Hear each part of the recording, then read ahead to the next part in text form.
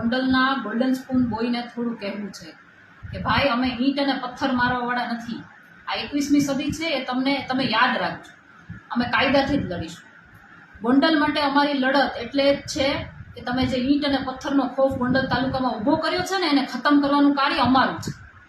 વાત રહી અમારા ઘર સાચવવાની, પણ પહેલાં ગોલ્ડન સ્પૂન બોય, તમે તમારા મમ્મીના પલ્લુમાંથી અને પપ્પાના ઓથમાંથી બહાર નીકળો.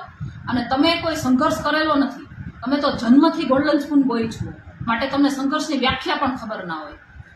ભાઈ, તમારું સાચું નામ તો જ્યોતિરાદિત્ય સિંહ છે, પણ ગોંડલ તાલુકાના લોકોએ ગોંડલ ગણેશ અને ગણેશભાઈની ઉપમા તમને આપી છે, જે ખરા અર્થમાં તો નારાજગી છે.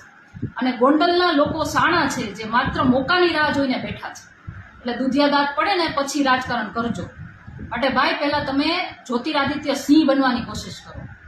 વાત રહી અલ્પેશ ઢોલરિયાની, તો જે જ્યાં સુધી પાટીદાર છે ને ત્યાં સુધી અમારા સમાજનો મુદ્દો છે, અમે એને મેનેજ કરી લેશું.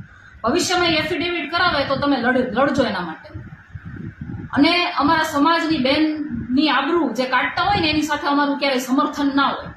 તમે તમારું કરો તોય સારું. જો ગોંડલની અંદર બધું સારું જ હોત તો અમારે 200-500 કિલોમીટર દૂર ભેગા થવાની જરૂર જ ના પડે. જે લોકો ત્યાં રહે છે તેમનામાં તમે ખોફ જે ઊભો કર્યો છે, એ થોડા દિવસમાં નીકળી જ જવાનો છે. તમારા પપ્પાને કહેજો.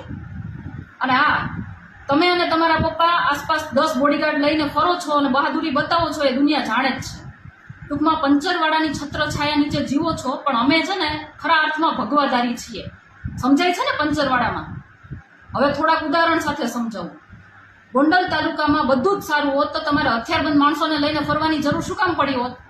તમારા જેટલી ગાડીઓને હથિયારબંધ માણસોના કાફલા લઈને ગોંડલમાં કયો સામાન્ય માણસ ફરે છે? સામાન્ય માણસ તો ઠીક, પણ ગોંડલના રાજકીય પાર્ટીના આગેવાનો પણ આટલા ઠાઠમાઠથી નથી ફરતા.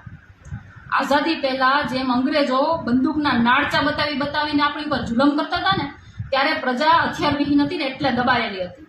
અને એવી જ રીતે તમે પણ નાળચા બતાવીને જ ખોફ ઊભો કરો છો.